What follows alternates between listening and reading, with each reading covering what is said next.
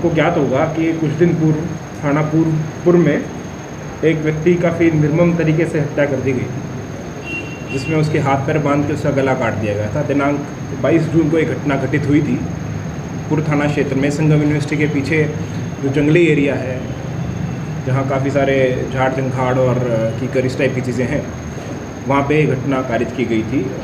Police को जो सूचना मिली तो SHO मौके पे पहुँचे और सीनियर अधिकारियों में हमारे एडिशनल SP गजेंद्र जी और हमारे CO साहब हैं, वो उस समय टीम में थे। वो जो भी सीनियर ऑफिसर्स थे वो मौके पे पहुँचे और मौके की उन्होंने कार्रवाई शुरू की। और वहाँ जो हमारी टेक्निकल सपोर्ट टीम है उनके द्वारा, जो MOB शाखा है उनके द्वारा, डॉग स्क्वाड के द्वारा, FSL टीम के द्वारा मौके से ज़रूरी साक्ष्य इकट्ठे किए गए। SHO साहब मुकेश जी हैं, उन्होंने उस बॉडी को आइडेंटिफाई करने में जो टाइम लगना था उसको जितना कट शॉर्ट कर सकते थे वो किया, बिकॉज़ वो इम्पॉर्टेंट था। किसी भी जो केस है इस टाइप का, उस ब्लाइंड केस को सॉल्व करने के लिए आइडेंटिफिकेशन बहुत ज़रूरी है।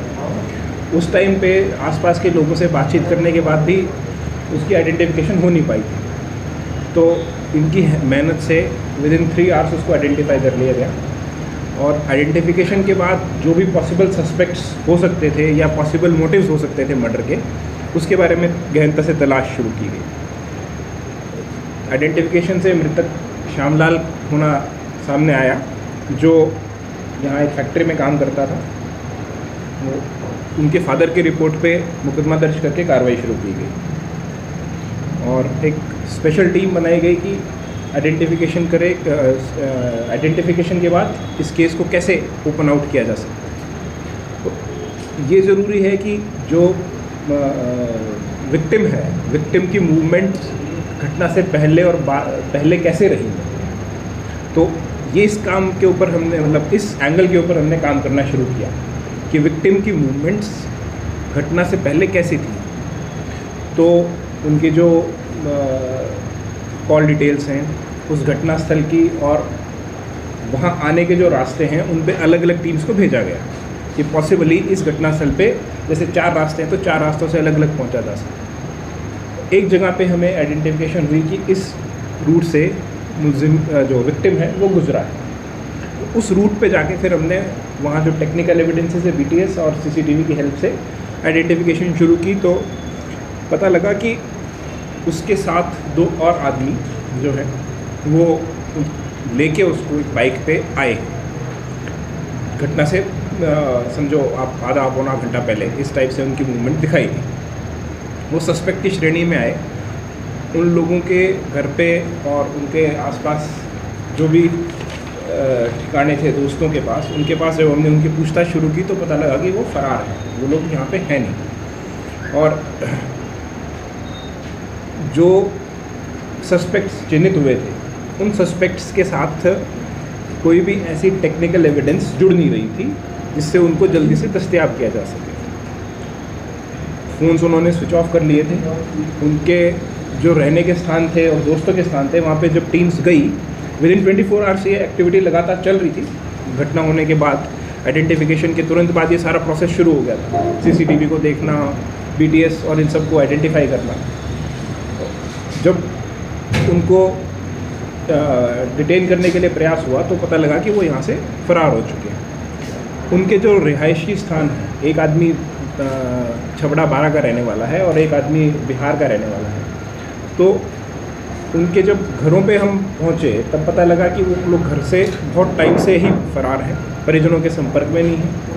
कोई भी किसी भी तरह की मोबाइल फ़ोन या कोई भी ऐसी टेक्निकल चीज़ वो कैरी नहीं कर रहे हैं जिससे उनको आइडेंटिफिकेशन किया, उनको पकड़ा जा सके, डिटेन किया जा सके। तो ये एक चैलेंज था कि जब कोई ऐसे मॉडर्न मीन्स को यूज़ नहीं कर रहा है तो कैसे आज के इस कनेक्टेड वर्ल्ड में उनको ट्रेस किया जाए। तो हमने अपने जो टेक्निकल टीम है और इनके थाने की जो टीम है, मुकेश के थाने की, उसको टास्किंग की। वो लगातार उनके पीछे लगे रहे और एक टेक्निकल चीज़ उन्होंने उनके जो पुराने नंबर्स थे उनकी हेल्प से आइडेंटिफाई की। तो उनका नोएडा की तरफ जाना ज्ञात हुआ कि वो नोएडा की तरफ पॉसिबली मूव किए। तो जो वहाँ से इन्फॉर्मेशन आई थी, उस इन्फॉर्मेशन का एनालाइज किया गया तो पता लगा कि वहाँ इनमें से एक जो सस्पेक्ट है उनके ब्रदर वहाँ काम करते हैं और उनके ब्रदर के पास वो जा सकता है।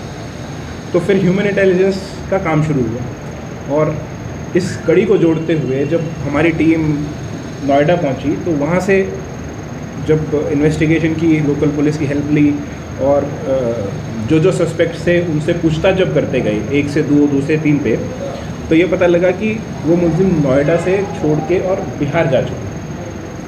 तो इमीडिएटली इन्होंने बिना कोई समय गंवाए तुरंत बिहार की तरफ मूवमेंट स्टार्ट की और पूरी टीम तुरंत ही within the span of time Bihar पहुंच गई।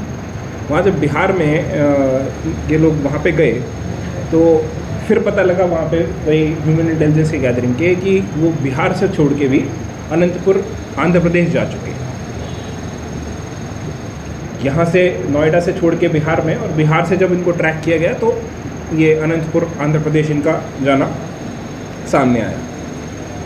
तो पहले ये यहाँ से भागे डाबी कैथून होते हुए नोएडा, वहाँ से सारंगपुर भोजपुर बिहार और मुकुंदगढ़ सांची, ये ज़िला सारण में है बिहार में, वहाँ गए। तो वहाँ रह के फरारी काट रहे थे। जब हमारी टीम वहाँ पे पहुँची तो वहाँ भी ये जगह छोड़ के और अनंतपुर आंध्र प्रदेश में चले गए थे। तो हमने वहाँ फिर लोकल पुलिस से संपर्क किया। वहाँ के लोकल एसपी, मैं नाम उनका भूल रहा हूँ, उन्होंने हमारी काफ़ी मदद की और इन मुलजिमों के जो ठिकाने हैं उनको चिन्हित, मुकेश की टीम ने और वहाँ के लोकल जो एसएचओ हैं उनकी टीम ने वहाँ पे चिन्हित किया उनको। और ये लोग जैसे ही इनको बिहार से पता लगा अनंतपुर में वहाँ पे लोकेशन क्लियर आ रही है, तो ये लोग भी बिहार से सीधा अनंतपुर आंध्र प्रदेश रवाना हुए। इस तरह टीम ने भीलवाड़ा से शुरू होके 12 से नोएडा, नोएडा से सारंग बिहारों से अनंतपुर होते हुए और फिर वापस तकरीबन 3500 किलोमीटर की दूरी तय करी इन सस्पेक्ट्स के लगातार पीछे चलते हुए। तो इस दौरान घूमते हुए इनको डिटेन किया गया और इन दोनों को फिर हम पकड़ के लेके आए हैं। इनसे जब पूछताछ की गई कि घटना क्यों की गई है, किस तरह से की गई है, तो बहुत ही छोटा सा कारण सामने आया। जैसे आपने सुना होगा कि किसी आपसी लड़ाई झगड़े में कई बार छोटी सी बात पे मर्डर हो जाते हैं, उस तरह का मामला सामने आया। ये कोई किसी महिला मित्र से कुछ विवाद होने पे जो मृतक था उसको इनके द्वारा लड़ाई झगड़ा इनके साथ इनके बीच में हुआ। तो इस बात पे जब शिकायत इन्होंने की सामने एक्यूज़ ने, तो इस आपाधापी में एक्यूज़्ड का एक मोबाइल फ़ोन इससे मृतक से टूट गया।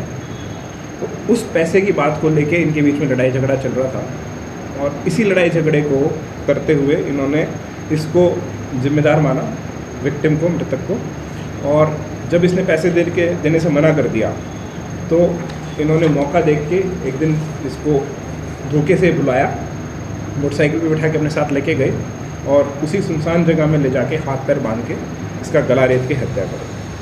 इसमें 2 अभियुक्त हैं जिनको गिरफ्तार किया गया है, अजीत शाह और नरेश उर्फ प्रिंस। और अजीत, हाँ जी, नरेश उर्फ प्रिंस। और इनके अगेंस्ट बाकी और तकमीली कार्रवाई पूरी करके इनका जल्दी से जल्दी चालान पेश किया जाएगा।